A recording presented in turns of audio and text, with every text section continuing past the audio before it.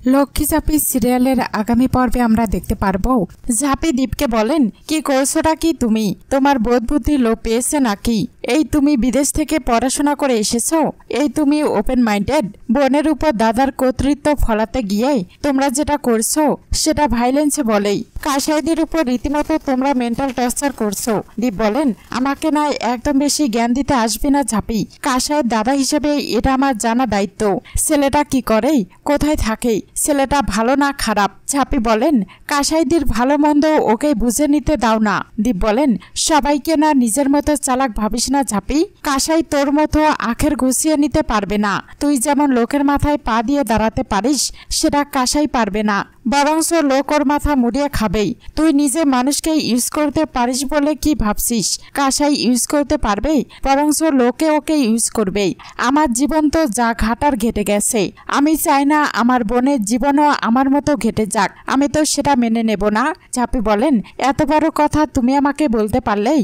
ঝাঁপি দীপকে বলেন, ভালো করে জানি না, তবে ছোট থেকে শুনে যাচ্ছি সরকার বাড়ি আর দত্ত বাড়ির বিবাদ আছে। যেমনই বিবাদ থাক, তার ফসল তো এভাবে পেশির লড়াইয়ে হয় না। তাতে শত্রুতা বাড়বে বলে কমবে না। যা হলো ঠিক হলো কি? দীপ বলেন, একদম ঠিক হলো। ওই বাড়ির সঙ্গে সারা জীবন আমাদের শত্রুতা ছিল, আছে আর থাকবেই। আর একটা কথা কান খুলে শুনে রাখ ঝাঁপি, তোকে যে আমি স্ত্রী হিসাবে মর্যাদা দিয়েছি, তুই যে পরিচয় পেয়েছিস সেটা নিয়ে সন্তুষ্ট থাক। বেশি বাড়ির বউ হয়ে গিয়ে কর্তৃত্ব ফলাতে গিয়ে বাড়ির ইতিহাসে মুছে ফেলার চেষ্টা করিস না, কারণ বাবাও সেটা মেনে নেবে না। তুই দত্ত বাড়ির ছেলের সঙ্গে মেলামেশা করিস, ওকে দিয়ে প্রয়োজনে অপ্রয়োজনে কাজে লাগাস।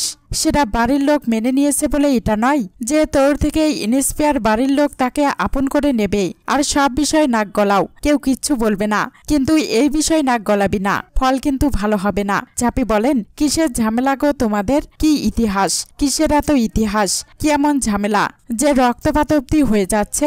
আমি যখন জানি না আমাকে জানাও, আমি তো জানতে চাই। আমি এবারের বউ, আমাকে জানানো হবে না কেন? আরে বলে তো যাও। কি অদ্ভুত।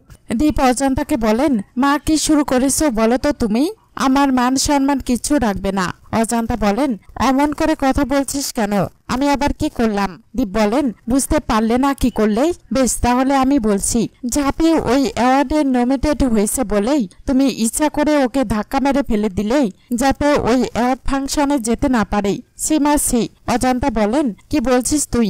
আমি ঝাঁপিকে ধাক্কা মেরে ফেলে দিয়েছি? দীপ বলেন, ফেলে যখন দাওনি তাহলে এমন ব্যবস্থা করেছো যাতে ঝাঁপি পড়ে যায়। কলতলায় সাবান জল এলো কি করে? আমাকে বোঝাও।